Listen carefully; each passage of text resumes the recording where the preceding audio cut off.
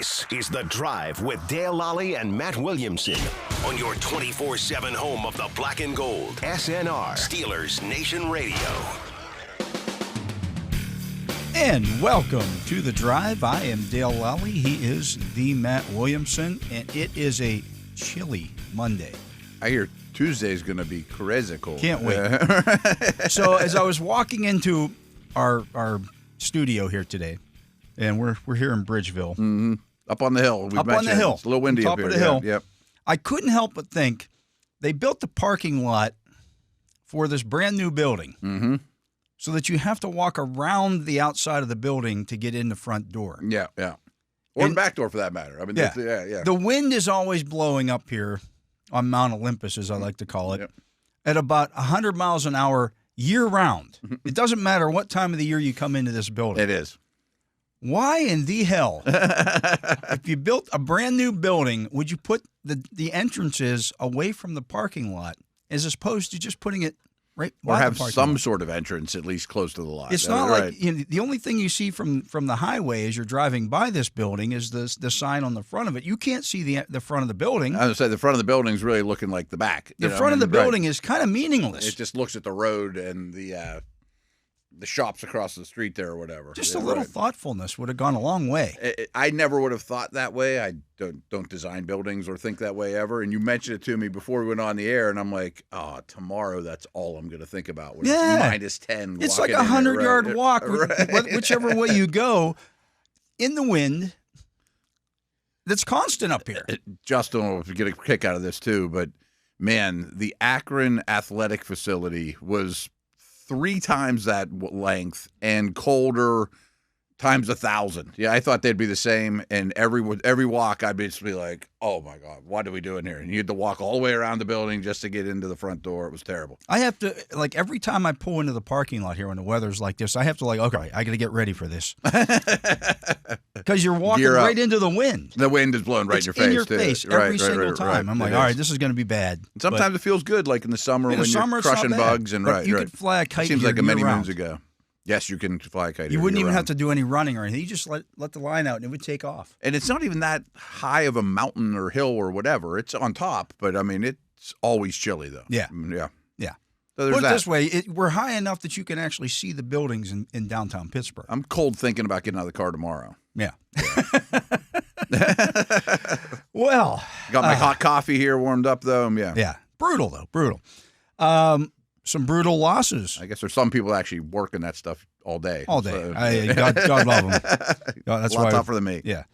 Some good football games yesterday. Yeah. And we have now know that the finalists are the Kansas City Chiefs and the Buffalo Bills in the AFC, and the Washington Commanders and Philadelphia Eagles in the NFC. I tweeted this out yesterday, Matt, before the Ravens played Buffalo. Had the Ravens, who were favored in that game, won, the Steelers would have played this season all 4 finalists. Oh wow, yeah, and it came down to the wire in the finals. It came down to the wire, a 2-point conversion that may or may not have decided the whole thing. At least would have tied the game and possibly sent it to overtime. Buffalo still would have had time left. I would say people seem to overlook that Josh Allen would have had like a minute and a half and 2 timeouts, several timeouts. I don't know if it was 2 or 3. Yeah, to only get a field goal. The Bills would have been still very much in play. Yeah, and the Ravens D was not been very impressive. No. You know. But they would have played all 4 of the finalists. 3 of them in that 11-game stretch that everybody just wants to overlook. Like, that didn't. Oh, who cares? You know, who cares who you played? You just got to go out and play them. Yeah. You know, Kansas City and Baltimore and Houston all had to do the same thing. Well, no, they didn't. And the other one you beat. Yeah, Washington. Right. Washington. You beat Washington. You beat Baltimore. So you were 2. I guess you would have been 2 and 2. Right? You were 2 and 3 against those. Including playoffs, right? No, just regular season. You were 2 and 3 against those particular teams. Had they been the 4 finalists, right. But you played 3 of them in 11 days, and nobody wants to take that into any kind of consideration. Yeah, that you played 3 really good teams in 11 days. Pretty ridiculous stretch, and the fact that the Ravens 2 of them on the road doesn't detract at all that the Ravens didn't get it done yesterday. It's still a ridiculous stretch, right? Yeah. And again, it's not an excuse. These are facts. When I tweeted that out, people are, you're using it as an excuse, or that.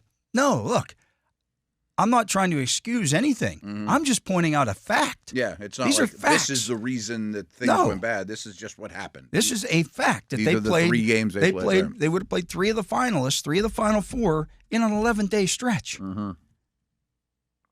Pretty nasty. Kind of a big deal. Kind of a big deal. Yeah.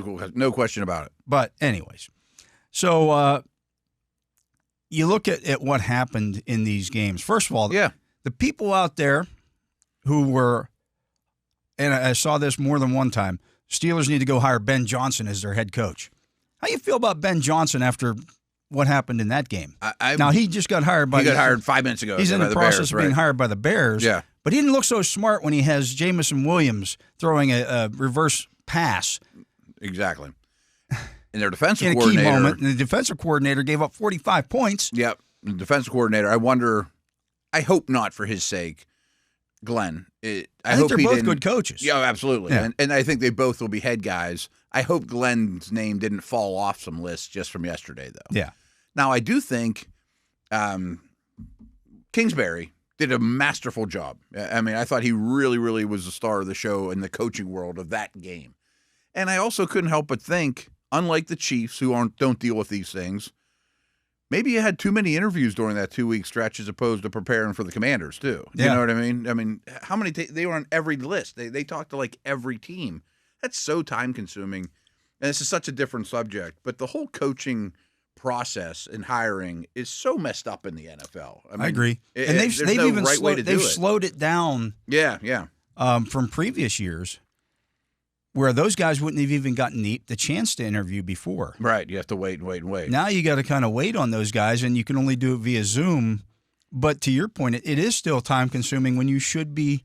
Because then all the good assistants are getting scooped up, and there's all that, and then you're going to the Senior Bowl, and you don't even know what scheme you're running, and I mean a lot of that kind of problems too. Yeah, I happened to mention my time in Akron. When we got hired at Akron, we only had like 2 weeks before signing day. We're just like, we didn't. We were touring campus with the kids. Like, where's the library? You know, we didn't have any clue. Offer everybody. Right. We just had to put something together. So some interesting. So if you look at the quarterbacks still standing. Mahomes. Yeah. He's Jaden always Daniels. standing. Yeah. Cliff Kingsbury, by the way, looks a hell of a lot smarter with Jaden Daniels, who is really good. Is really, really good. And I heard some things today. I didn't listen to Kingsbury's post-game interviews or whatever, but people were asking about head jobs, and he's interviewed some places too. And he basically did the Spagnuolo. I'm pretty happy here. You know, yeah, I bet you are. He's still getting paid by Arizona. He's still getting paid by Arizona. He gets to coach that guy. The organization's flying high. He can do no wrong. I mean, it's not a bad gig. Well, and he's got a lot to do with it. It was interesting. He and Tom Brady played together. They drafted Kingsbury during the Brady era, right? So Brady knows him well. Yeah, obviously. He mentioned on the air a couple times, I think. Yeah. And he said at one point during that game, you know, just talking to Cliff's really happy not having to worry about all the other stuff that you have to worry about when you're a head coach, as opposed to just being draw the coordinator. Plays and coach up the quarterback, and he's really good at that stuff. You know, so being a coordinator, there's no shame in it. Stay there. Yeah, that's a great situation. You get to coach that guy. But just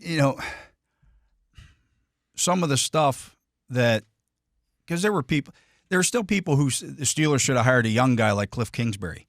Again.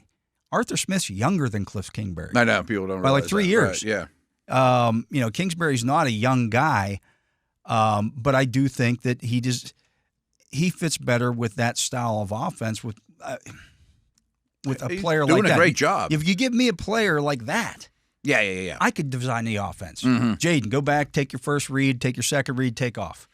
That's especially what Daniels did. Like that first month of the season.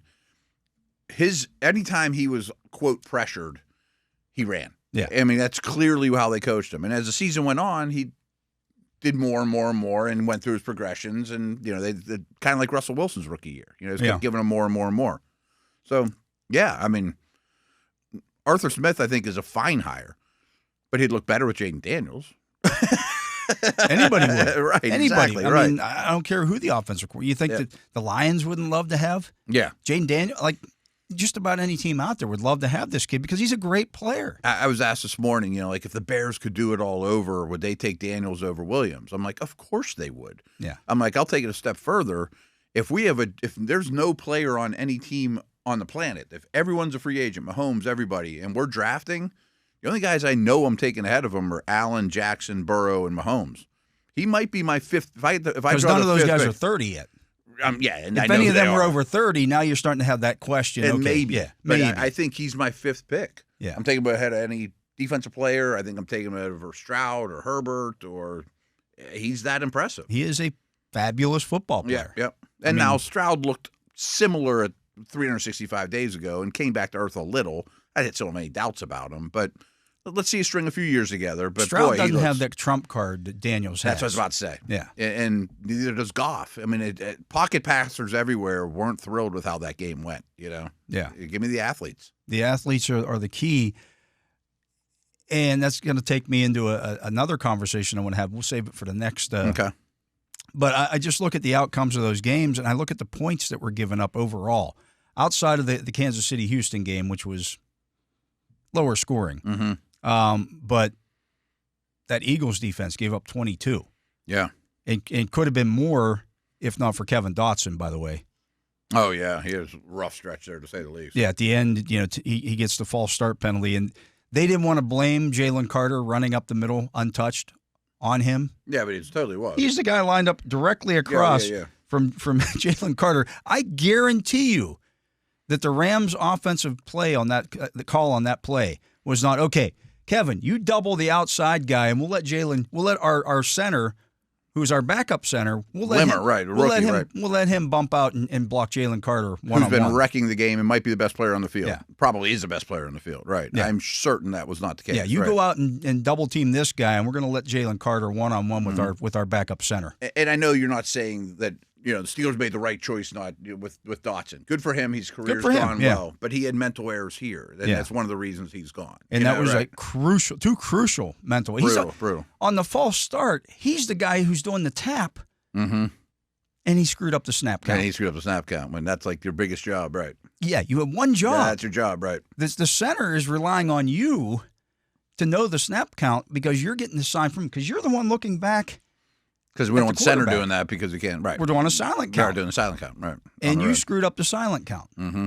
Then you can't do that against Jalen Carter, that's for sure. In the final minutes, I thought the Rams had a legitimate shot to win that game. I thought they did too, but mostly because my biggest concern of any team is the Eagles passing game right now. I think, this is probably a bigger conversation too. Maybe this leads into this will be part of our conversation. I mean, if you look at every playoff game that happened so far in this go-round, the better quarterback's almost always won. I think it's every one, and including yesterday. Daniels, I think, is a better quarterback than Goff.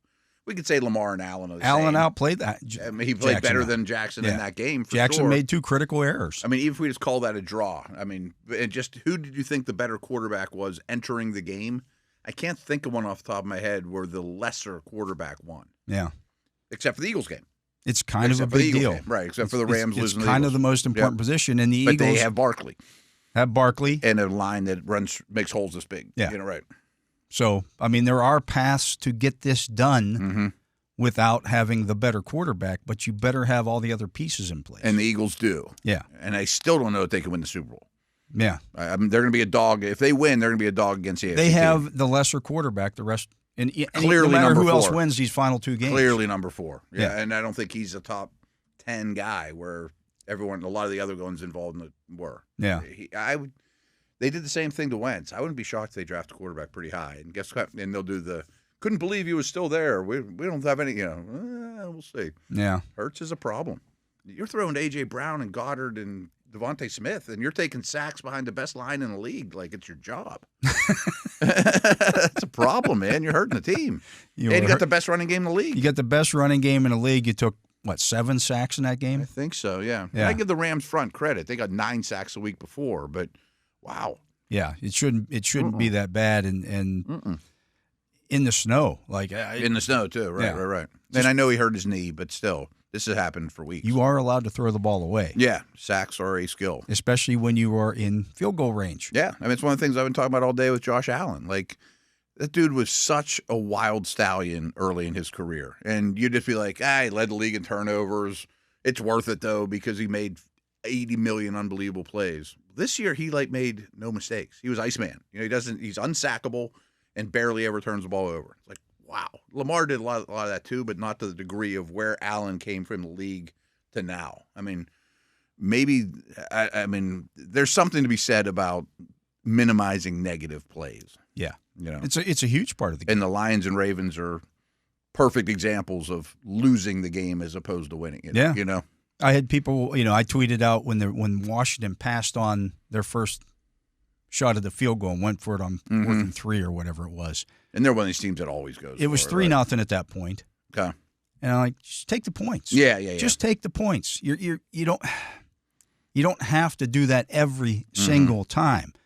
And of course, when the next couple of times they get them, and I'm fine. Okay, here's the thing. Yeah. Once you go for it on 4th down the first time, now you're chasing the points the rest of the game. Sure. And you're not allowing for opportunities. And they were successful at it yesterday. Right. There's nothing that says if they try that. Was bad. If they try to do that against the Eagles, right, it's probably going to end up costing them the game. It did cost them the game in the regular season. Yeah, like you constantly go for it. And I had people coming up, oh, yeah, how's that working out now? I'm like, well, sometimes it works out. Well, not only that, but okay, if you're going to tell Dan Quinn, hey Dan, you're going to force 5 turnovers in this game. Yeah, you're going to win a turnover battle 5-0, and you're going to have wide receivers throwing you the ball. Right. That's helpful. That's what cost Detroit the game, not Washington going for it on 4th downs. I know. Detroit turned the ball over 5 times. Yeah, I was looking at the box score today, just kind of prepping for the podcast, and you can blame Goff. He didn't play well. You can blame both coordinators. They didn't play well. They lost the turnover battle 5-0. You're not going to win in the divisional round against anybody. But they produced 7.7 yards per play compared to 6.6 for Washington. They moved the football like crazy. That wasn't the problem. That's still an awesome offense. And, Gibbs and St. Brown tearing it up. They just made too many mistakes. Yeah. We can my point with that is it's great to but to give flowers or whatever the kids say nowadays to Washington. That look at that young quarterback and what an awesome story and last to first and all the changes, and that's all tremendous. Don't turn the ball over 5 times. We might be having this conversation at all. Right. And there's plenty of instances because one of the things that was put out there, well, this is, you can't coach games like a dinosaur here. This is the new NFL. Mm-hmm. How'd that work out for Brandon Staley? Oh, right. Because he went for it crazy. Right? More than anyone. Yeah. He was like first of his kind. And 24-24, he had Justin Herbert. Yeah, he didn't have bad rosters. He had a great roster. And they lost, a playoff spot one year because he decided to go for it on every single time. And the Raiders got in, and he didn't. Yeah. So the logic behind going for it in those situations are over the course of the game or the season, we know we're not going to get everyone, of course. But if I can get half, I should score more points than I don't. And there's also the thought of it gives me 2 chances to set up my play calls. I always talk about Detroit. 3rd and 6 is a rundown. So there are schematic advantages to it. But it can derail your season in a heartbeat too. If it's a razor's edge you're trying on. And no doubt. I forget what for the season, Washington's 4th down conversion percentage is like 80%. It's ridiculously good, but it won't be that good next year. It's just bound not to be as good as it is. You know? And that's different than a 4th and 1 tush push that's a 99%. 100%. Right. And like, for example, I'm watching the Buffalo-Baltimore game. I had no issue with Buffalo going for it on 4th and goal on their first touchdown drive. Yeah, okay. Because it was like 4th and 2 or whatever it was, or 4th and 3. I'm like, you're playing Baltimore here. Mm-hmm. They just diced your defense up going down the field. You can't be confident your defense is going to slow these guys down all day. All day. And that's probably true in Washington and Detroit too, but still, right. But, at the same time, your defense for Washington had just held them to a field goal. Mm-hmm. And you're like, okay, we're hanging around. We're hanging around with these guys. We're going to score more points. I know their defense stinks. Mm-hmm. Like, we're going to score. We're going to have more opportunities to score here. Let's play it out. Mm-hmm. Now, I do wonder if some of the non-team-based analytic folks do, as they always do in the offseason, do they revisit that and come to the conclusion it's not as foolproof as you think? You know what I mean? I could definitely see that being true. The ones that I really have a problem with are like You're inside. You're on one side of the 40 or the other side of the 40. You're somewhere in the middle of the field. We're just going to go for it. Remember, Tomlin got skewered for that in Cleveland. Yeah. When they didn't get it. But he didn't get it. Because you didn't get it. If on Monday, if he would got it, he'd be like, "Oh, of course he got it." What a gutsy move! That's the right way to play that. Right. You can't have it both ways. You can't have it both ways because there's going to be times you don't get it, and it's going to be a massive ramification. Yeah. And you're giving the ball back to somebody with great field position. Sometimes it's better to kick. Yeah. Whether it be a punt or a field goal. And the difference too is there was no weather for kicking in Detroit as opposed to Buffalo too. Right. That was the other thing. Well, he's on his 5th kicker this year, or 4th kicker. I'm like, they attempted as many field goals as the Steelers did this year. Right. Like, don't give me that. Kicks like crazy. Yeah. They trust their kickers. And you're indoors. Right. It would have been like nowadays a 45-yard field goal. Take the field goal. That's different than kicking in Buffalo. Yeah. Sunday night. Anyways. Side note. Whatever. Anyways, let's get to a break. He is the Matt Williamson. I am Dale Lolley. You're listening to The Drive here on the Steelers Audio Network. Matt and I will be back with more right after this. And we are back. I am Dale Lolley. He is the Matt Williamson. And Matt, we were talking about the quarterbacks. Yeah. Still available. Obviously a trend, and good quarterbacks go far. Yeah. And mobile quarterbacks are part of that equation. At the same time, and I know a lot of people say, well, that means you bring back Justin Fields.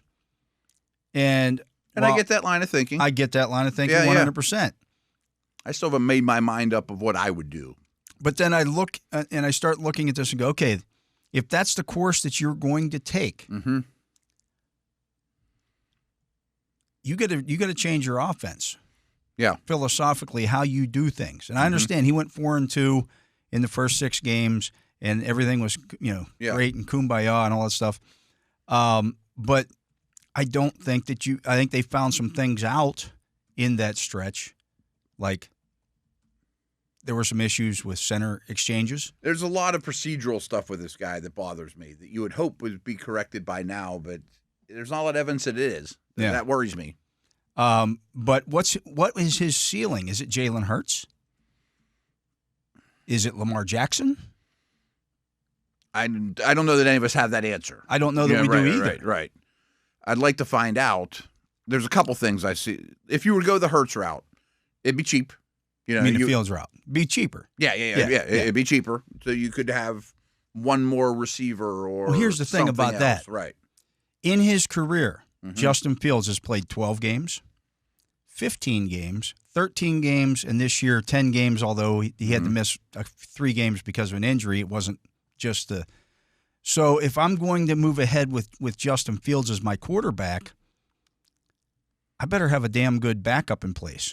Yeah, and maybe that's a second-round rookie. At least a plan. That this guy. Well, I think it's beyond the second-round rookie. I think you better have somebody else, perhaps, right, as well, that can run the same thing. Yeah.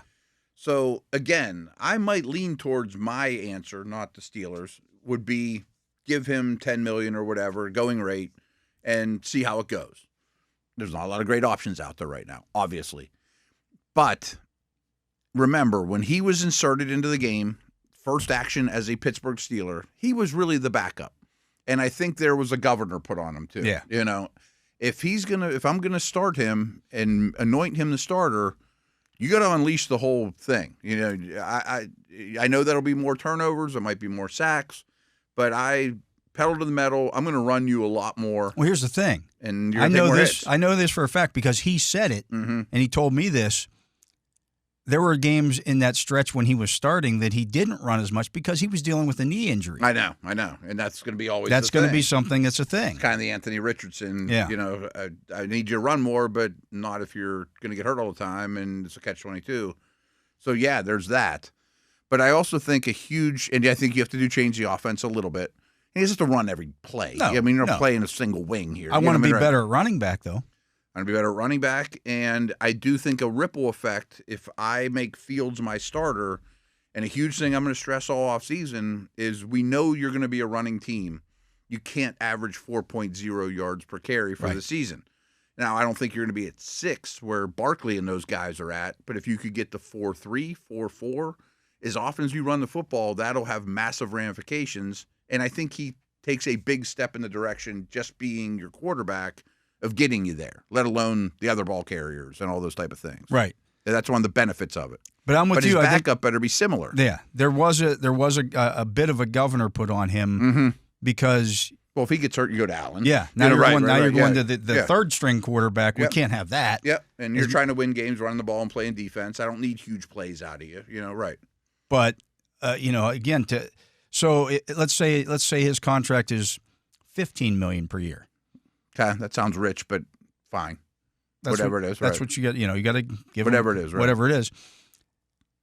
Now I also have to pay a backup, right? Who's going to be $6 or $7 million probably. He's not going to be. It's not going to be. Right? Yeah, it's not going to be Kyle Allen. No, and I don't think you even bring Allen back. Right. I did like your Trey Lance suggestion, but you can't put a whole lot of eggs in that basket. I don't want to go down that road with I wouldn't mind both of being those in guys. Camp. Yeah, I don't want to say you're my backup in case things go wrong. I got to live with you. Yeah, maybe hit lightning in a bottle, but I mean he can come to camp. Yeah. So now I'm spending almost as much money on the quarterback position as I was spending with Russell Wilson. I think your numbers are high though. Like I think you get Fields. I think the numbers that are out there right now for Wilson might be high. Like there's still people like Dan Graziano had a piece today or over the weekend on Sports Illustrated or on ESPN, I should say, saying the Steelers are going to have to bring Russell Wilson back for the Baker Mayfield contract and maybe a little bit more than that. I don't remember what Baker makes, but it was 3 years, $100 million. Yeah. I know the transition tag's like 34 or 35. I've heard that thrown around, which is steep, but it's a 1 year easy deal. Yeah, so and you're easily out of it. I was thinking Fields would be like 2 years, 25 total with some incentives, maybe blah, blah, blah. Some sweeteners in there.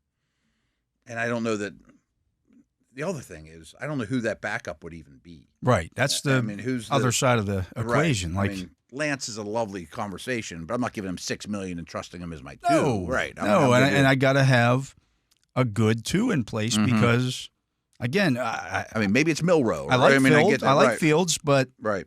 Am I going to trust? He's going to make all 17 starts for me because he hasn't done that yet. Right. No, I hear you. It's a conundrum to say the least.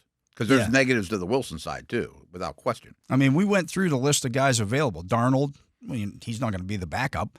Well, not. Zach Wilson, Trey Lance, Jacoby Brissett, Taylor Heineke, Marcus Mariota, Drew Lock, Jared Stidham, Andy Dalton, Joe Flacco, Jameis Winston, Mac Jones, Carson Wentz, Garoppolo, Case Keenum, Mason Rudolph. Like the only one that even fits stylistically is Mariota.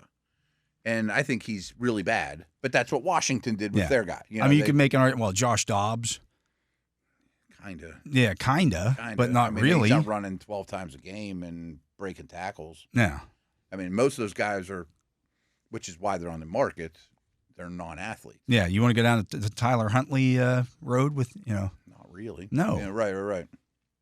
So, this is the conundrum that the Steelers face right now. Do you go down that road? Mm-hmm. And you got to see Justin Fields for 6 games, and you got to work with him all year. And I understand, people are intrigued by the upside. I'm intrigued by the upside. Yeah. But there are negatives involved. Oh, there's massive negatives involved. Now, there's also the other way of thinking that this organization doesn't. But if I was talking about the Bears right now or the Jags or some team that is not knocking on the door of Super Bowl, okay, he's really bad or gets injured all year. Maybe you win 7 games or 6 games and you get your guy then, or you're in striking distance to get your guy. And in the big picture of the Pittsburgh Steelers, that might not be a bad thing.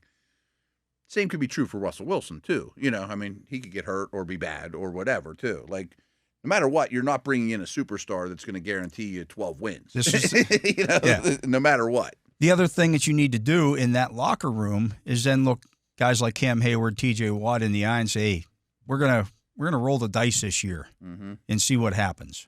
Right. There's that part of it too. While they get a year older and maybe a year worse. Right. But that's the nature of the business. Bradshaw and Ben aren't walking through the door. They're not. They're not. To quote the Larry Bird thing. I don't know what the answer is. But I do think that's a good point about Fields. You can't just say him and Skylar Thompson or your two quarterbacks, that you just signed or whatever. God, no. No, of course not. Or him and Allen, that ain't going to fly. Yeah, you're going to have to, Teddy Bridgewater or, one of these guys that. Right. And you can't run the same offense with him. No. Maybe he's a mentor and there's value Jacoby in that. Brissett. Or, right. I like those players. I like Brissett, but he couldn't do the same thing. I don't know the answer.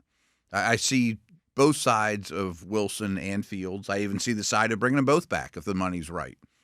See what happens. Maybe one of the two lights up. Or I've been leaning more towards Fields. That's definitely not my final answer. But the biggest reason is just that gets me 2 more starters than. I don't know that it does, though. Definitely gets you 1. It's going to be less. I don't think his backup's going to be super expensive. I don't know who that guy is, though. But it's, you're still one way or the other. So you're going to spend, let's say it is $12 million. Mm-hmm. Well, you're probably going to end up spending $7 on a backup. I'd say you have 20 in the quarterback room then. Yeah. Is 20 that different from 30? 30. It's 2 starters or 1 good starter. It's a corner. I can adjust and I don't know, people want to. And they have a lot of flexibility with cap stuff too. I get that, but is it as good? Which is good, is what I mean. But is it going to be as good? I don't know that for sure. Right. Priority number 1 is getting the quarterback situation as right as possible, not the dollars. Yeah. Because they have flexibility to do other things. If they believe, I'm not saying they do, if they believe Wilson is their best option and he's 35, you give it to him. All that matters is getting the quarterback position as right as possible. Yeah. And then you can move contracts around to get the corners. But if it's a tie, I'm leaning towards not spending as much and building the nest maybe for the next guy. Well, I think that also, whatever you do at quarterback, I think has a trickle-down effect into what you do in the draft. 100%. Yeah. It has trickle effect to your next free agent spending too, You know this better than me, but would you bet one of the 2 guys currently on the roster is under contract before free agency opens? Yes. I would tend to think so too. And if they aren't, that makes me think that they're going to roll the dice at a Darnold. I don't know what other option there would be. Or you're going to let those. Hey, we can't come to the number with them. We got 2 offers on the table here. 1 for you, 1 for him. Mm-hmm. And if you want to spend 24 hours or 48 hours, you want to see what else is out there. Have at it. And if something's better than that, come back to us and we'll see if we can match it or better it. That doesn't mean we don't like you, but it's a gentleman's agreement. We both earned that.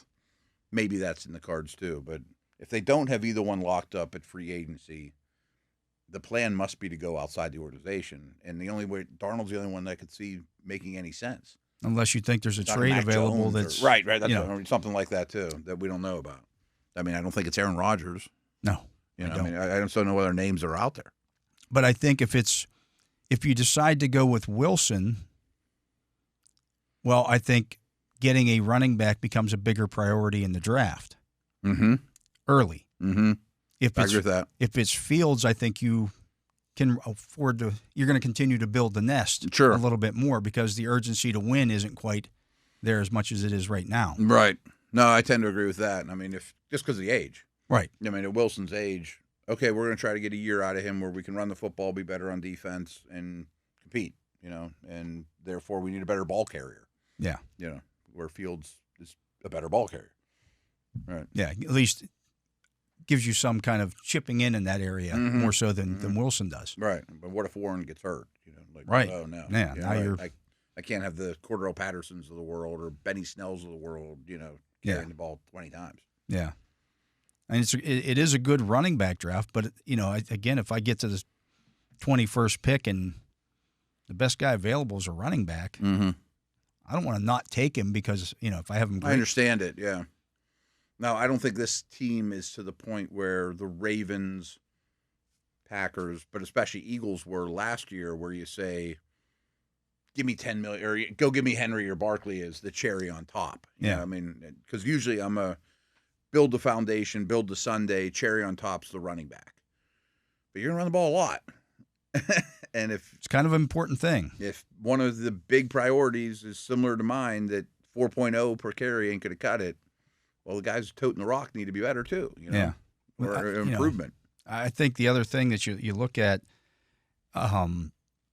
outside of Kansas City, and Kansas City is its own kind of entity hanging out there. If you look at the finalists, there's at least one explosive runner on those rosters. Not to mention Baltimore and Detroit that got eliminated. Explosive runners. They both have 2. Yeah. And Gibbs is an explosive dude. I couldn't understand why they didn't give him the ball more. Yeah, then they probably regret that too. I actually would have leaned on Henry more than the Ravens did too. And I don't think Lamar had one designed carry in that game. It was not, Yeah, I mean, they didn't ask a lot of him either. Yeah, he had 5 carries going into the final possession. I think he had 6 total. And he had 6 on the first series against the Steelers. Yeah, They didn't play that the same way that they played against the Steelers. No. So, anyways, it's part of the conundrum that's being figured out and sorted through. And I don't know what is the correct answer. No, I don't know what way they're leaning. I don't know exactly which way I would lean, and I don't know how you fix it at this moment or what the path is. But it'll be fun.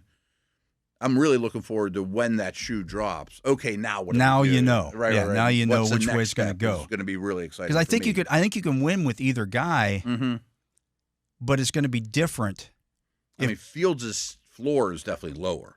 You might end up going next year like he's not a starting quarterback. Right. The league might just say he's not a starting quarterback. That's a possibility. Yeah. But the youth and the athleticism is appealing. It's definitely appealing. Yeah. It's definitely appealing. But again, are are Steeler fans willing to go through a season, to your point, if he's the floor, where they win 6 games? I say, and that's not tanking. And we're not saying they're going to throw it, or then you should trade Cam Hayward and trade T.J. Watt. Well, that ain't happening, folks. No, and nor should it. But there could be positive ramifications to going 6-10 in a really good quarterback draft. You might 11. End up, or 11 if that's how. But even 6 and 11 doesn't get you into the top 10 anymore. Like there's so many bad teams. Like I've heard that. There's so many bad teams. I've heard that argument. Right. Well, just go out. They need to have a season where they go out and win 5 games. Winning 5 games only gets you to like 8. Yeah. There's a lot of teams that did win 5 or 6 games and lost. And they're not in position to draft one of the quarterbacks early. And this is a bad example. You got to be really bad to get the Burrow or to get the number 1. Yeah. And if you're not that spot, well, you got to be willing to move up. And the teams that are in that spot where they won 2 or 3 games aren't willing to trade that. See, I don't know because they don't have a quarterback. I can't comment on next year's quarterback class, but supposedly it's much better than this one. I think we can all agree that chances are it'll be better than this upcoming one. But if it's similar to the Jaden Daniels, Caleb Williams, Drake May one, at least there's some options. There's more than 2 with 7 teams after 2, because then you got to really pay to get up. If there's 5 potential starters in a draft, which isn't crazy, we've seen that before. You're in striking distance to go up and get them. Minnesota moved up for McCarthy. It's possible. It's possible. It's just Mahomes not. wasn't the first pick in the draft. Yeah. Allen wasn't the first pick in the draft. But it's better to have the first pick in the draft, and I don't think this team's have. Well, those teams, if you wanted to move up from 21, you could still do that too.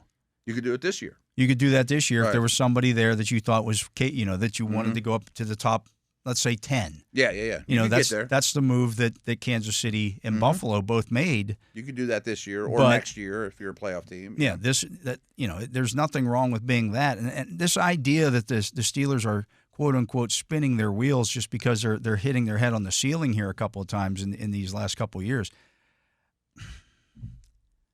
Welcome to the life that every other NFL franchise that doesn't have a franchise quarterback has been living in forever.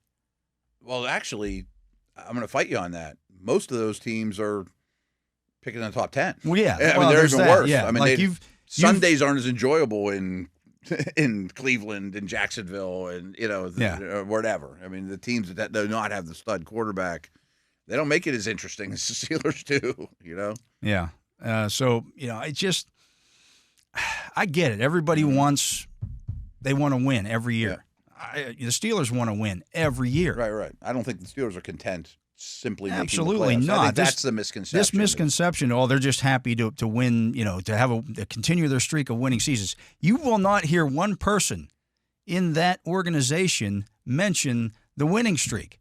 Mike Tomlin has never mentioned, I'm just happy to have the winning streak. No. Right. They want to win playoff games. I was not at the facility this week, nor was I on the plane ride home from Baltimore, but I bet no one on that plane was happy about the results or, we got in, we're happy. Despite an erroneous report otherwise, they were, quote-unquote, relieved after that playoff loss. No, they weren't. No, they weren't. You think T.J. Watt was, come on. They were pissed off. Right. They got embarrassed, and that's not who they are, right? No. So they're going to try. They're going to try to figure this out. They're going to try to figure out the best plan moving forward. That's what's going on right now.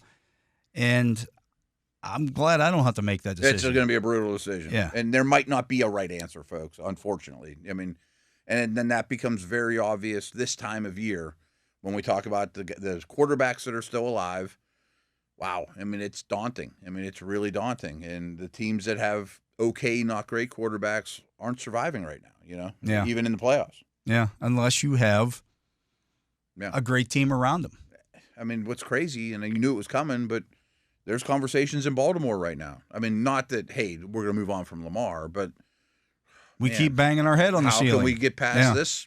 We've hit a hurdle. There's, Lamar's now 3-5 in the playoffs. Yeah, right. Is that acceptable? Right. I don't think so, and nor would I think it would be acceptable if the Steelers were 3-5. No, I think Campbell, the Lions head coach, is 2-3. They hit in their head. O'Connell in Minnesota is 0-2. Right. He's had two of the. These are Coach of the Year candidates, right? Yeah. It's not easy. We've said it. Brutal. There are only so many playoff wins to go around. 13. and unfortunately, Mahomes eats up a lot of them. He eats up a lot of them, and Josh Allen's starting to eat up some of them too. Sure, absolutely, it's brutal. Yeah. Anyways, let's get to a break. He is the Matt Williamson. I am Dale Lolley. You're listening to The Drive here on the Steelers Audio Network. Matt and I will be back with more right after this. And we are back. I am Dale Lolley. He is the Matt Williamson. I just wanted to just to continue on our conversation here from the previous segment. Look, folks, we're not saying that Russell Wilson didn't make mistakes down the stretch. Oh, no, we weren't defending him even. No. I don't think we hardly even talked about strengths and weaknesses of Russ. We were just talking about the Fields Avenue, right? Yeah.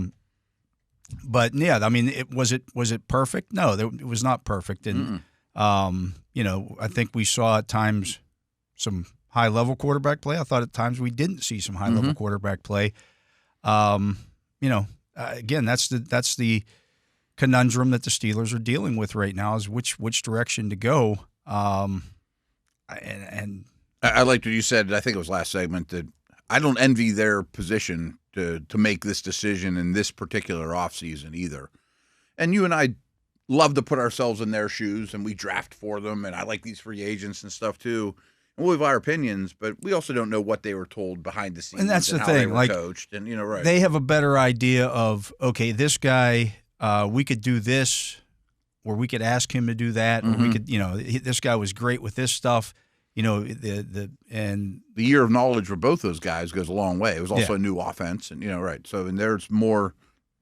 Obviously, this goes without saying. They have way more data than we do, obviously, than any listener. But it's a tough one, man. I'll also say this. So for the people who want to say that Russell Wilson is too old, or you can't. Are these the same people saying that Sidney Crosby is not old? You got to let Sidney again. Some of the same crossover fans. I know it's hockey versus football. Sidney Crosby's older than Russell Wilson. Is he really? I always think of him as I'm so detached from the Sid Pens. the Kid. I get it. I know. Yeah. I remember when he got drafted. Sid, and I still call him Sid the Kid because I'm older than him by a lot. That surprises me. I didn't know Sid was that age. Yeah. Matthew Stafford. That's what I was thinking too. Is now that doesn't mean you want to go the Rodgers route, but I think you could win with Stafford. Right. I mean, I think he's one of the few that could still win the Super Bowl. And age of quarterback isn't as big a deal. It doesn't bother me. It doesn't like it does at other positions. No. Certainly not positions where you do have to run a lot more. That's why the Cam Hayward stuff never bothered me because Cam Hayward's his style is not built on him running around the field like a madman. His style is built on him powering through somebody. Tight ends are sort of that way too. Yeah. We saw Kelsey blow up, and maybe he's not as good after the catch or as abrupt coming out of his cuts, but he still knows how to get open. He still knows how to get open. Right. And if Wilson's the right answer and you can get the best play out of him, you can get 2 good years, I would think, and that also gives you time to get the next one too. Yeah. Right. And one of the things that I would ask myself if I'm in that situation is if you're going to draft a guy either this year or next. Either this year or next year, you're going to take one, whether it's a second round, a third round pick, or I would say in the top 3 rounds, probably. Right. Who's the best mentor there? Who's the best it's guy? Important, right? Yeah, that's a big part of the equation as well. Yep, it absolutely is. I don't know if they'll draft one high this year or not. I would understand if they didn't. Yeah, but if they don't, almost certainly it's coming, and maybe in round 1. And folks, we're not advocating one way or the other. We're just running you through all the scenarios here. Yeah, I just think it's brainstorming time. Well, if we go this direction, well, what else is he providing us, and what's the next guy? And I think that's the way you have to look at it. Yeah. And style of offense would be different. Fields versus Wilson versus Darnold. Right, all these things. Darnold's the only one that I don't think you draft one in a year or two. And I just keep throwing him out there because he's the only name I can come up with outside the organization that makes any sense. But he's going to cost you $40 probably. Oh, yeah, he's going to be expensive. Yeah. Right. And even after 2 bad games. Does that put you over the edge? I don't know. I'm going to say I would understand not. the line of thinking, but I mean the answer to all these is probably not, folks, which is really disheartening.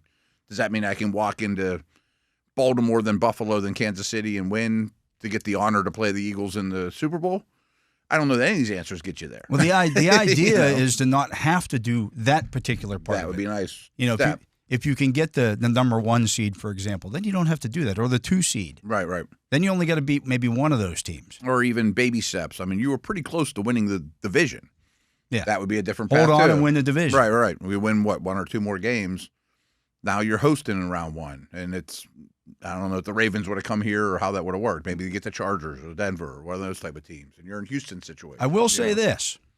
That's a step. We talked about the Steelers in the open going 2-3 against the teams that are in the Final Four. Yeah. In the Final Four right now, or 1-3 at this point, because Baltimore didn't make it. Had Baltimore made it, you would have won 2 out of 5 against those particular teams. Mm-hmm. Russell Wilson started both of those games that you won. Now, he also started the 3 games that you lost. Right. But it also wasn't necessarily all on him that you lost those games. Did he play a part in it? Sure. Of course. Everybody that was on the field did. Yeah. But you beat 2 of the teams, including one of them in their own stadium. Yeah. You beat Washington in their own stadium because Russell Wilson threw a late touchdown pass. Mm-hmm. You beat top teams, right? You beat Baltimore here because Wilson outplayed Lamar Jackson. Mm-hmm. I know everybody wants to focus on the interception that he threw. He played a pretty damn good game. He did. Other than that throw and that win over Baltimore. Yeah. No, those things are still out there, right? And so I don't envy. These are the things that they're weighing right now. Okay, we know this with Wilson. Do we think that Justin Fields can get us to that same spot and maybe better? That I don't know the answer to, but I see both sides of it too. Yeah. And they're all different investments and different ages and different skill sets. And I would understand either. I don't know that either's perfect. I know neither's perfect today. But there's always going to be a phase 2 and 3 of this plan once phase 1's drawn up. Okay, well, we're going to play Russell Wilson football. We're going to play Fields football. How can I best make their life easier? And you got a lot of resources to do that too. Well, in the next 2 days, we're going to do drafts that have that in mind. We'll do a mock draft, one way, and we'll do one another way, the other way tomorrow.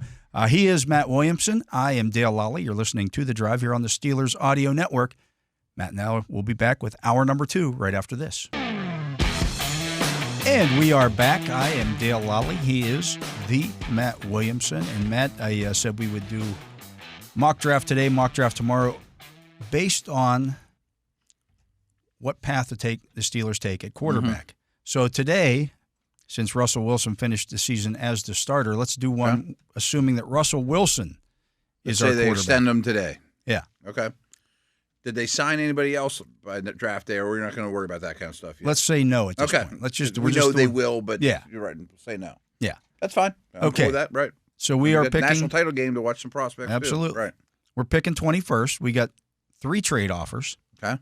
We'll do trades in this one. We haven't yet. That's fine by me. Yeah. I'm using the ProFootballNetwork.com mock drafter. The Titans are on the phone offering pick 35, pick 101, and next year's second-round pick. Like that. For the 21st overall pick. Could be useful to get a quarterback next year. Could be. I mean, because we have an older quarterback, and we know he's not the long-term answer. I would think there's a really good chance that next year you draft a quarterback high. Yeah. I'm interested in that deal, but I want to know who's on the board. Right? Okay. The Washington Commanders are on the phone. They're offering for pick 21 and pick 246, picks 29 and 61. It's appealing. I bet we could come back and even squeak a little more out of them. And the Los Angeles Chargers are on the phone. They're offering pick 22 and their third-round pick in 2026 for pick 21. I mean, that seems like a no-brainer unless there's some crazy guy out there that we just have to take. You know me, I like to get extra picks in this draft. I like extra picks, period. But right, a third rounder next year doesn't really. We're moving back one. We're only moving back one spot though. Let me see if I counter that one. If they get 55, they're not going to give us 55. No, you're not going to squeeze that out. What if I get this year's third out of, which is 86? Throw in one of the sevenths or something. And I'll throw in our seventh, or one of our 3 7th-round picks. See if that sweetens the deal at all for them. And they said no. Yeah. Nay. Well, let's go back and try this again. I'm going to counter. I want this year's third, not next year's. And we'll go. I'll give them 2 7th-round picks. Yeah, take them all. We're not going to pick them today anyways. That's been rejected. Well, you guys don't want to make this deal very badly. So I'm going to go one more time. Okay. I want this year's third. I'll give you all 3 of our 7th round. Let's go 2 of this. Let's go our 2 7s and a 5th, but I want them to throw in a kicker, a little sweetener. So I bet a 5th would do it by itself. We're throwing in our 5th. I want their 5th as well. It's a little bit higher. Not much higher, but a little bit. All right. We're kind of nickel and diming them here on stuff. A little bit. Yeah. And they rejected that. All right. Well, who's on the board? Tyler Warren, which is probably who they want to come up and get. Probably. Jalen Walker, Benjamin Morrison, cornerback out of Notre Dame. Derek Harmon, the defensive tackle out of Oregon. Nick Emawari, the safety out of South Carolina. He is a monster, by the way. Yeah, he is. Josh Simmons, the offensive tackle out of Ohio State. Tyleik Williams, defensive tackle from Ohio State. Walter Nolan, defensive tackle from Ole Miss. Jonas Savanea, or whatever it is, from offensive tackle from Arizona. Jade Barron, the safety out of Texas. He's interesting because he might be the best slot. No, so he's a tough slot guy too, right? Yeah. Mike Green, the edge rusher from Marshall. Trey Amos. I really like him, but not for the Steelers, right? Trey Amos from Ole Miss, the cornerback. Xavier Watts, the safety from Notre Dame. See, I'm not seeing any wide receivers here. Well, I'd move back one spot for their 4th this year. If that's still, can you still offer things? Yeah, I don't know how that'll work. I didn't go away from it here. Yeah. All right, so let's see. I'm going to counter that. And if they're not interested in giving us a 3rd this year, which I would understand. That would be pick 123. I would move back one spot for that. Yeah. Now, the question that we have to ask ourselves, would we take Tyler Warren? That's what I was going to kick around.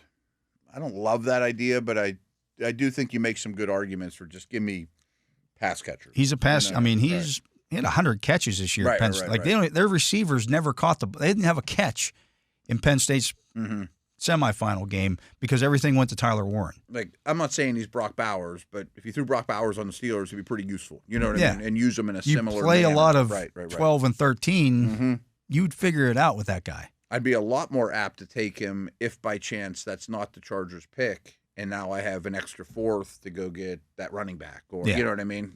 Yeah.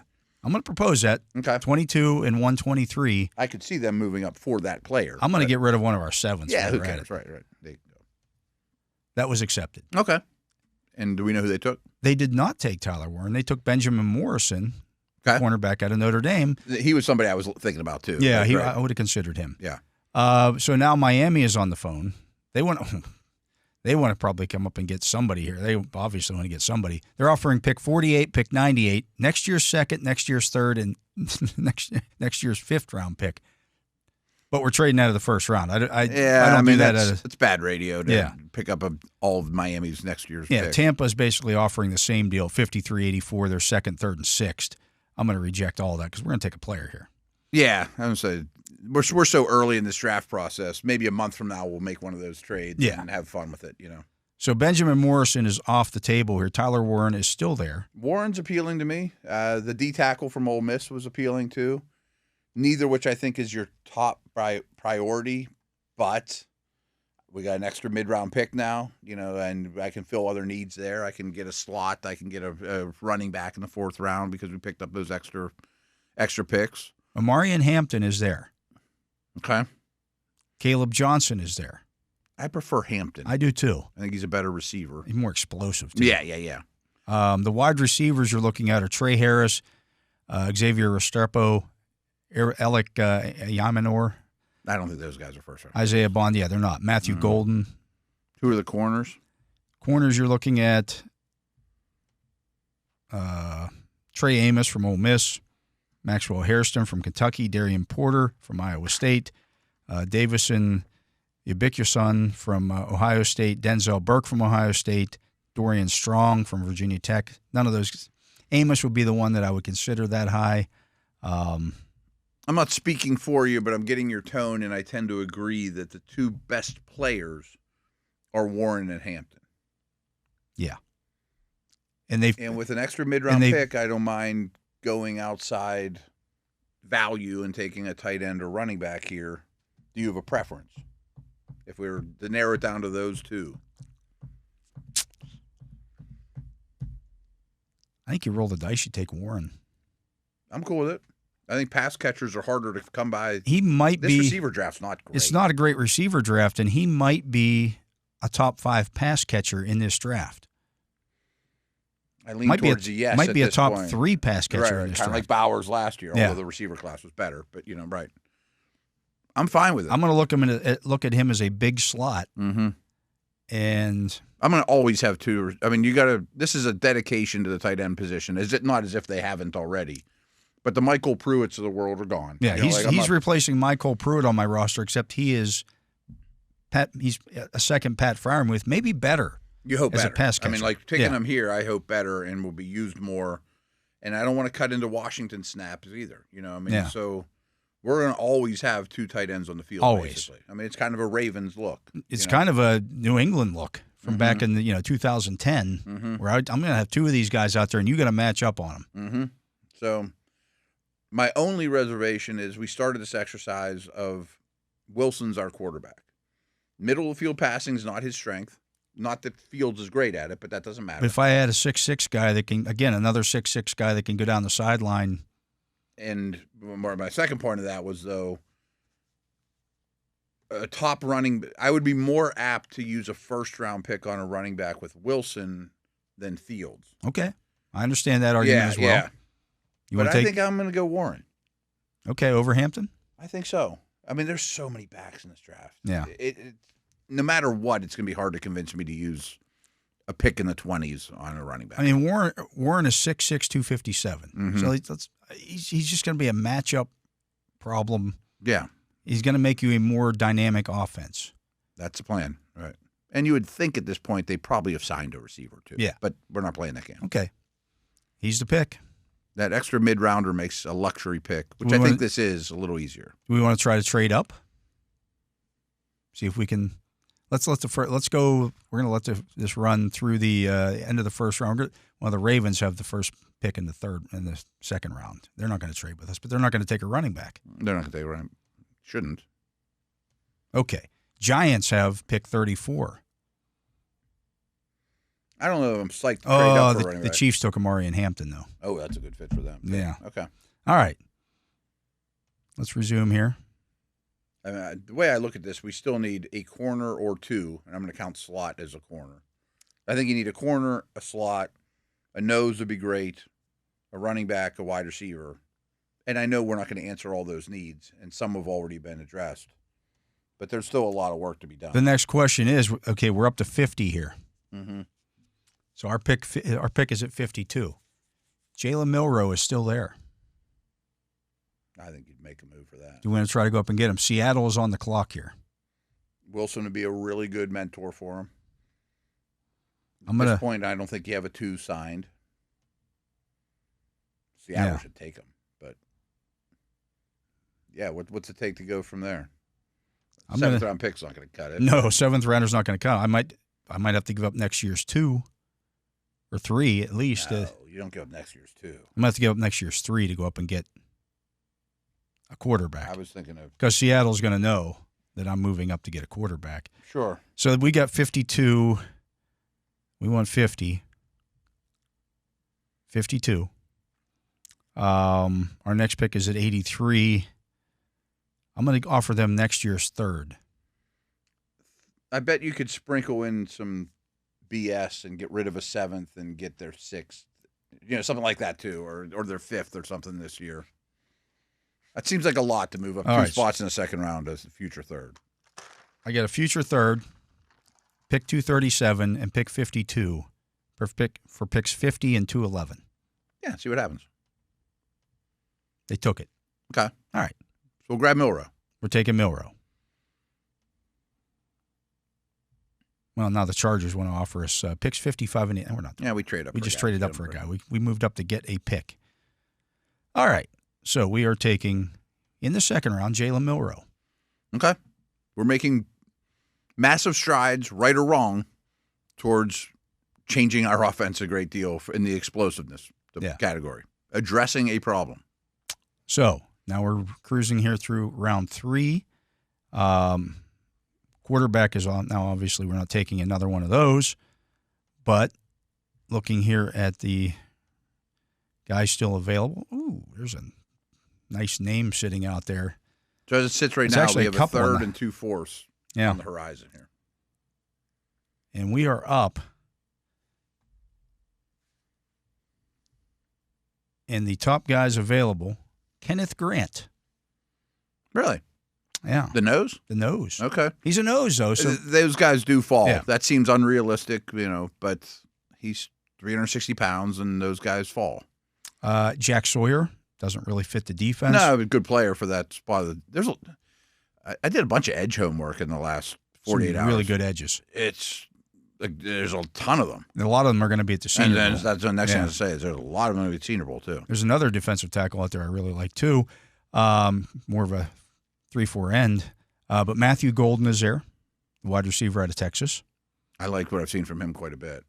Mason Taylor, the tight end at LSU. We don't need that. Do that anymore. Omar Norman Lott, the defensive tackle out of Tennessee. I don't know if you've done any homework on him. I only know the name. All right. He's about 6'5" and 330, and he gets after it. He's got a lot of what you look for in a 3-4 defensive end, like the arms and the suggestion. Yes. If we were to take Golden and monitor those 2 defensive tackles as trade-up scenarios with our 2 fourths. One of these has to be a running back. Well, one needs to be a corner, too. I mean, Right. we have way more needs than we have picks, but that's why we have salary cap money. I mean, again, some of these would have been taken. Yeah. We don't have to do that. I mean, we can take 2 picks. In fourth. If we're just looking at who's the best player of this group, Kenneth Grant's the best player. I think so, but I think Golden's going to go high the more I watch him. Yeah. I think he's a potential late first rounder. The running back's still available. I'm sure there's a ton. Cam Scatterbo from Arizona State. Bashawn Tootin from Virginia Tech. Brashard Smith from SMU. I don't know that he's big enough to ride the ride. He's a smaller scat back type. Phil Maffa from Clemson. Kyle Monange from Rutgers. Raheem Sanders from South Carolina. Corey Kiner from Cincinnati. Jordan James from Oregon. Ollie Gordon from Oklahoma State. Yeah, it's not as good as I thought it would be. Jaquez Hunter from Auburn. R.J. Harvey from UCF. It's kind of drying up. What are you leaning? I mean, running back, D-line, we didn't even talk about corners. Receivers are all glaring needs. We took a tight end and a quarterback. We really didn't address our major needs at all. Well, this is, yeah, right. So, I mean, that's why we have free agent money, too. But we're not going to spend money on a running back in free agency. No, right. Now, who do you like? Kind of leading Scatterbo here. I don't love Tootin's okay.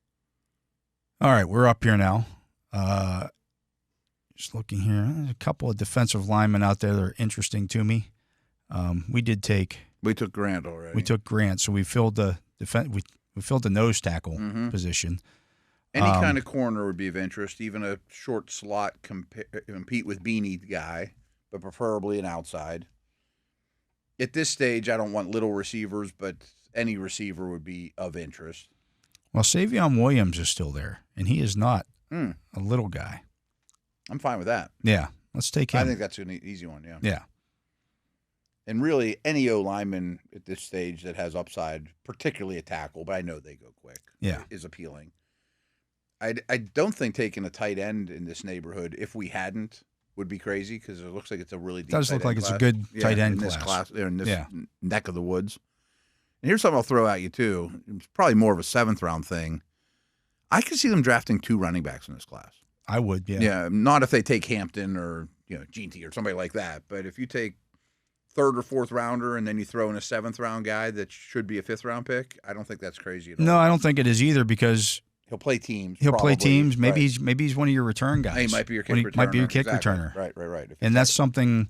And he could be a little guy. He could be 190, scat back, throw him the ball guy. Even, Yeah, just something different than what you have. Or he could be a pounder. I mean, you're going to take 3 into, you're going to have 3. All right, so Joey Slackman, defensive tackle out of Florida. Teddy Buchanan, linebacker from California. Tight end Gavin Bartholomew from Pitt. Ja'Cory Brooks, wide receiver from Louisville. Devin Neal from Kansas. That fits the bill. I think you do it, right. That's exactly what we were looking for. Yeah. And I think your last pick. And there's been a lot of instances in history where the guy drafted behind the guy. Aaron Jones, I think, was the 3rd running back at least a 2nd running back. They took one the 7th round, too. Yeah, but he quickly became the 3 one. that year, yeah. I mean, Mark Andrews went past Hayden Hurst. I mean, there's a lot of times where the 2nd guy drafted at the position was just too good to pass up and passes the one ahead of him. All right, so our pick is now up at 226, and we're going to take Gerald Christian Lichten, offensive tackle from Oregon State. Fine by me. First I've heard of him, but Project Tackle is cool by me. Name someone who's never been in Matt's kitchen. I don't know who that is, but I promised too soon. Offensive tackle. Yeah, develop Why not? Them. Right. They're going to need a 3rd tackle at some point. Yeah. Although J.J. Pegwis out of the defensive tackle from Ole Miss was there too. Defensive tackle in that spot isn't the worst thing either. No. Big guy. Just take a big guy. Yeah, somebody that's a spacey. A big athletic big guy. Mm-hmm. That's what you're looking for here. All right, our draft is almost done here. People are probably going to hate this one. It's an odd one. I mean, going tight end quarterback is weird. There wasn't a receiver to take there, though. No. And there's a chance they already had when we one, traded down, the corner that we probably would have taken there was gone. The little mocks I've done makes me think spending money on a receiver makes more and more sense. That's where I'm kind of at right now. Yeah. I think outside corner and receiver are 2 spots I'm very open to spending real money. Yeah. So we ended up at 22 after trading down with Tyler Warren, the tight end from Penn State. Again, look at him as a big slot. 50. We didn't pick up any future picks, right? We lost one. We traded one away. Yeah. To hopefully get our quarterback. To get Jalen Milroe. We traded up to go get him. So we traded down in the 1st round, traded up in the 2nd. At 83, we took Kenneth Grant. That was great value there. Yeah, but again, he's a nose tackle. Yeah. He's still not going to play a ton of snaps, but right. We took at 121 Phil Maffa, the running back from Clemson. We then took at 123 Lathan Ransom, the safety from Ohio State. Could be our slot. At the very least, he's going to play a lot of special teams, and we played a lot of 3. He's probably your 3rd safety. We played some 3 safety packages last year, and again, it gives you some flexibility gives you there. Some youth at safety too. 162 old, Savion Williams, the wide receiver from TCU. Yeah, that was good value too. 211, we took Devin Neal, the running back from Kansas. Doubled up at running back. Battle it out. And Gerard Christian Lichten, the offensive tackle from Oregon State. Right? Okay. Got to have a Gerard on your team, right? Sure, but Steelers lost one, you got to have one. Anyways, that was our try from today. Tomorrow we'll take a look at this and we'll say, okay, Justin Fields is the quarterback. How does that change things? It wouldn't have changed my Milroe situation. Not one bit. Yeah, right. I mean, they'd be very different. Milroe would run the Fields offense basically to a T, where Milroe's going to learn from the veteran in this stage. And Milroe might do some of the things that you did with Fields this year. if Wilson is your quarterback. I would think quite a bit, right? Yeah, you would have a Milroe package. I think so. Yeah. And a mentor. Not that Fields would be a bad mentor, but Wilson's an ideal mentor. Yeah. So I wouldn't change my thoughts on him either way. No, me either. Anyways, we're well overdue for a break here. Let's get that in. He is the Matt Williamson. I am Dale Lolley. You're listening to The Drive here on the Steelers Audio Network. Matt and I will be back with more right after this. Welcome back. I am Dale Lolley. He is the Matt Williamson, and this is The Drive on the Steelers Audio Network. And, of course, you can hear The Drive every Monday through Friday from 4 to 6 p.m. 5 to 7 on that. 4 to 6, because I was looking up and it was just after 5. 4 to 6 p.m. right here on these very airwaves. And you can also download the Steelers mobile app, get the show there, or you can watch it on YouTube and go ahead and leave your comments there.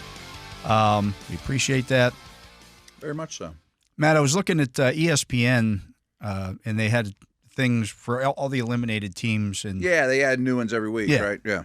And they had the Steelers with, I think, about $6 million in cap space, and that doesn't jibe with anything that I've seen. I think it's a misprint out there. I think it's wrong. Yeah. I'm on Spot Track now, and they're showing the Steelers for next year with $45.478 million in cap space right now, right? As things sit right now. And that's with Preston Smith on the roster and guys like that. Well, that's what we're going to do. I know. So, looking ahead here, and again, we're not advocating for any of these guys to get cut or anything like that, but this is just what kind of cap space the Steelers could create if they so chose. That's what every team does. Like when you trade for a guy, like when the Jets traded for Devontae Adams, they know they're going to cut him. Yeah. That's why they're moving on from him. So right now we're at $43.478 million in cap space. Okay. If we were to release Preston Smith. Doesn't mean he won't be back, but you're going to I think they're going to release him. It gets you $12.56 million in cap space. It's a ton. It's well worth it. He's your fourth outside linebacker, I'd consider bringing him back at the right price, but actually it saved us $13.4 million in cap space. We could also on here re-sign or extend those guys. No, okay. We're not going to play that game. Yeah. This is just to give you an idea of what kind of cap space they could create end up with, just with some simple moves. That gets them to $56 million in cap space. Just with that one move. Just that one move. Cole Holcomb didn't play it down for us this year. So let's say we don't want to bring him back. I have mixed feelings on that one because I think he's a good player in his contract. I'm not sure what it is, but I don't think it's crazy. I wouldn't mind going to camp with all four of those guys with $7.64 million. I know it's cap too much next year. But Roberts is up. I mean, you could run it back with 3 inside linebackers and make it Holcomb instead of Roberts. Yeah.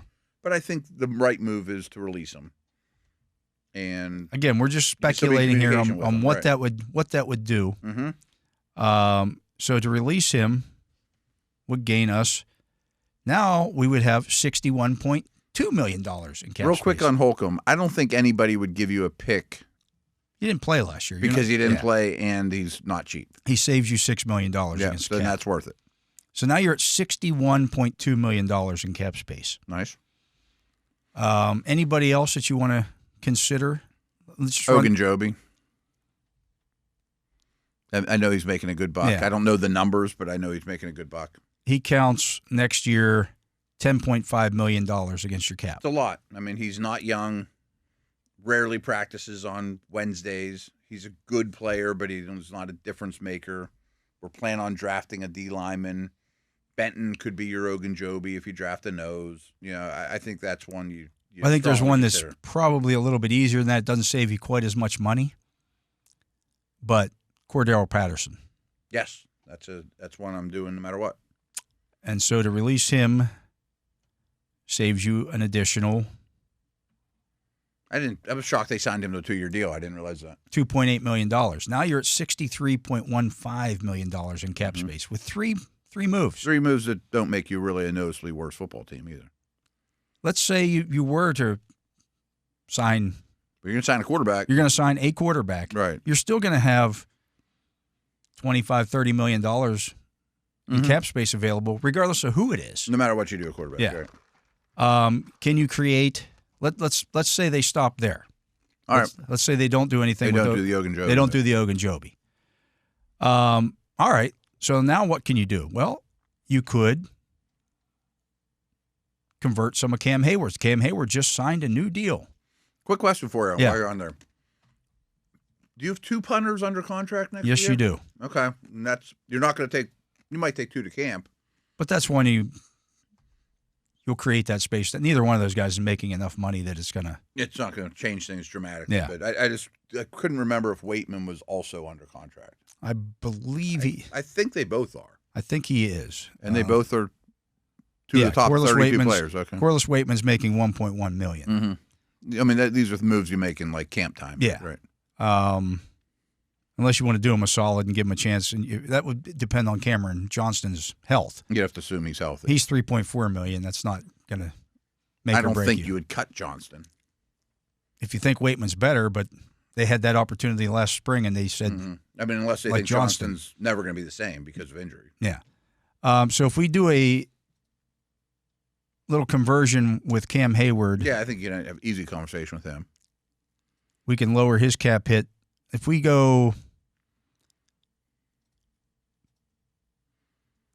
an extra, I don't know how this works here, but with 3 voidable years or 2 voidable years. 2 voidable years. Let's Okay. say 2 voidable years.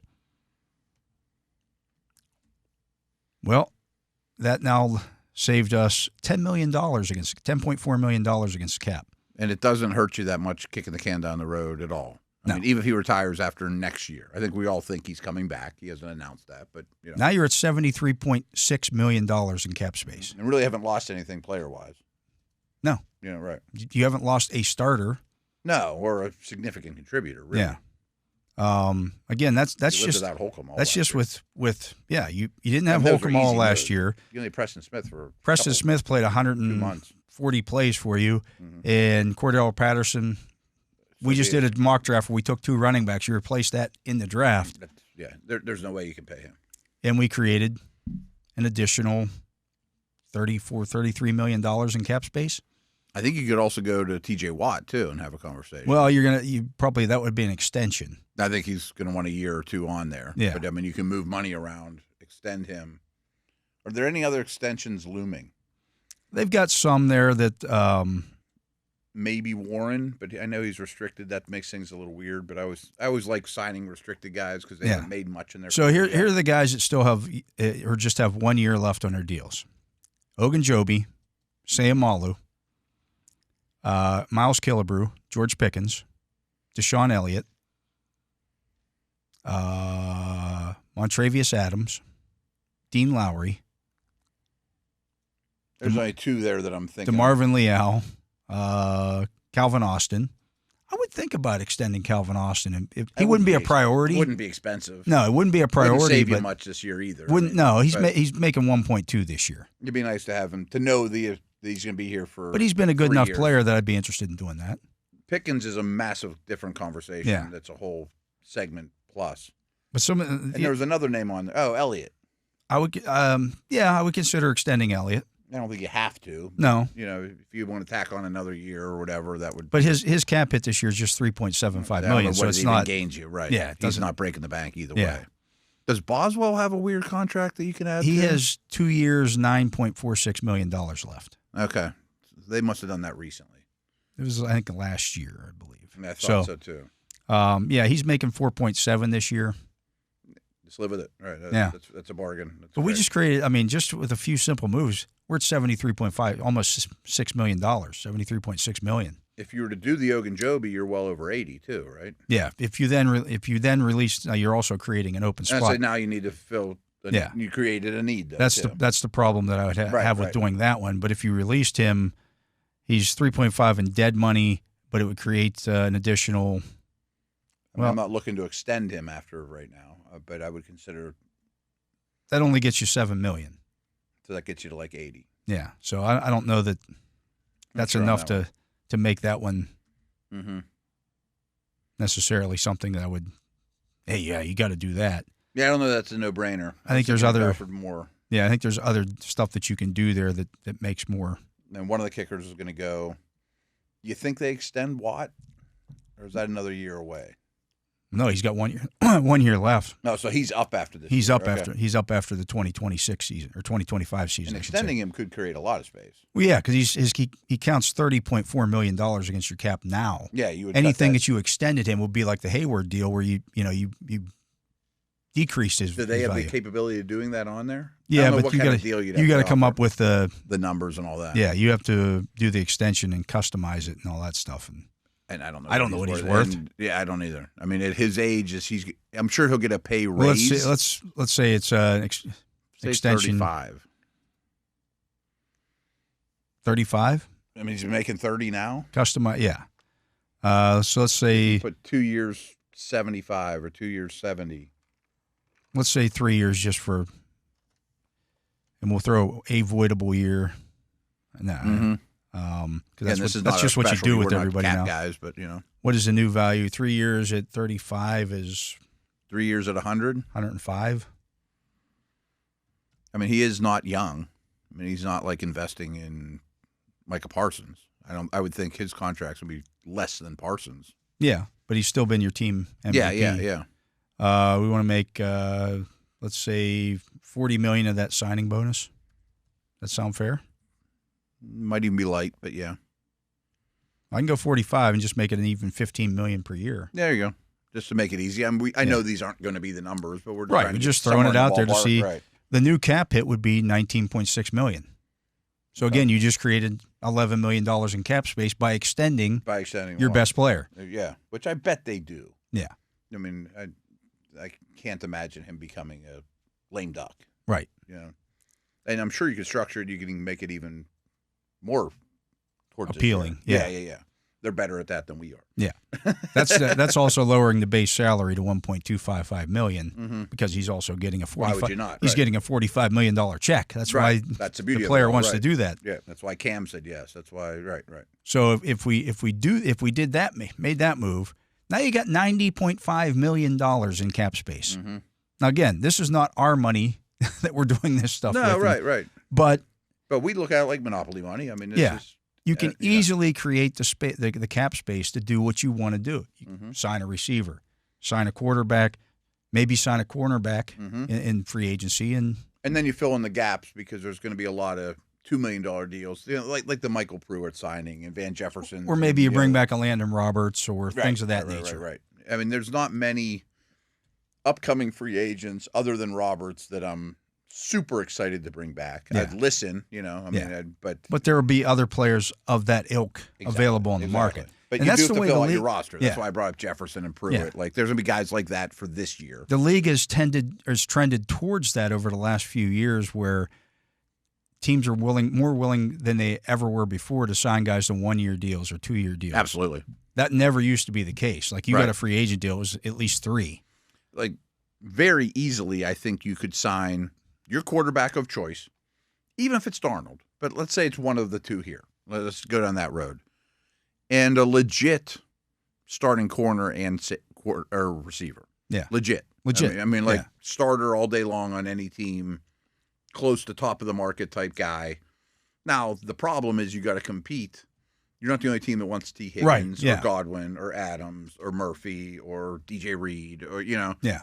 There's teams that have more money than you and are probably not as smart with their money as you that'll throw it around. Right. Doesn't mean you're going to get them. There also will be guys who are cut loose. There'll be more names out there, like Adams. I mean, right now he's not a free agent, but he will be. Yeah. Right. Or Javon Hargrave, who's going to be cut loose. These guys, this is going to happen, and to me, those guys are more valuable because you don't lose in the comp game for that. Yeah, that absolutely is at play. Yeah.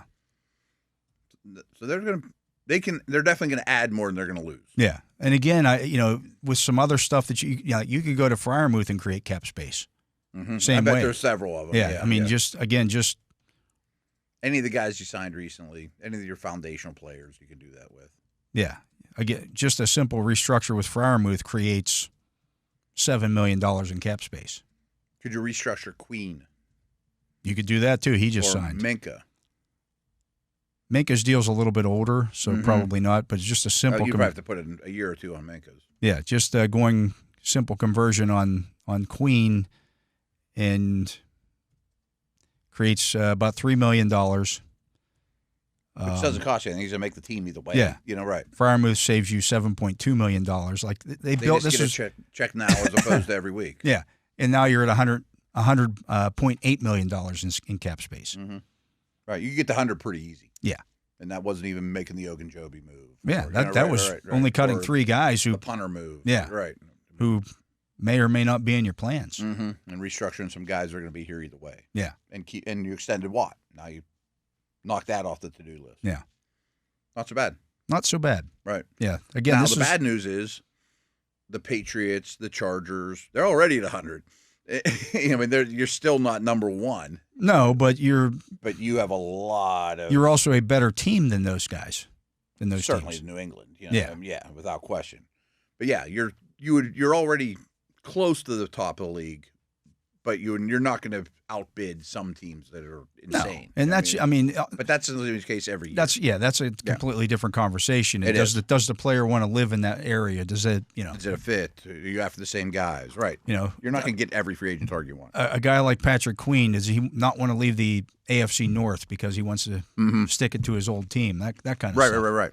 Maybe T. Higgins doesn't want to leave the AFC North. Maybe he wants to play the Bengals every year and show them what they're missing. That might be the tiebreaker. Right. Yeah. So there's all that the stuff. Flexibility is phenomenal. Absolutely.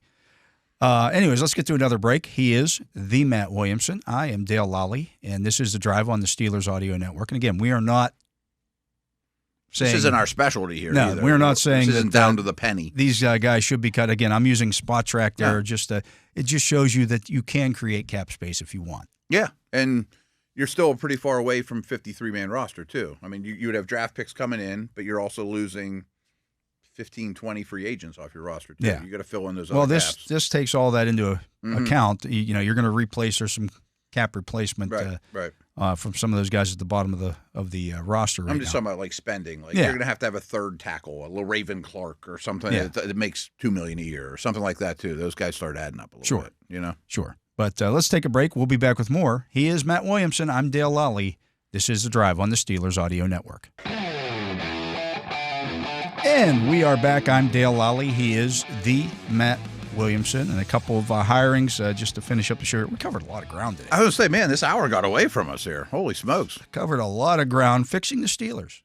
Yeah, we talked a little bit of stuff over the weekend. I mean, we got a national title game that I am psyched about. Got a national title game. Watch that. So as we mentioned earlier in the show, it looks like Ben Johnson will be the next head coach of the Chicago Bears. Yeah. Interesting that he would take a job within the division.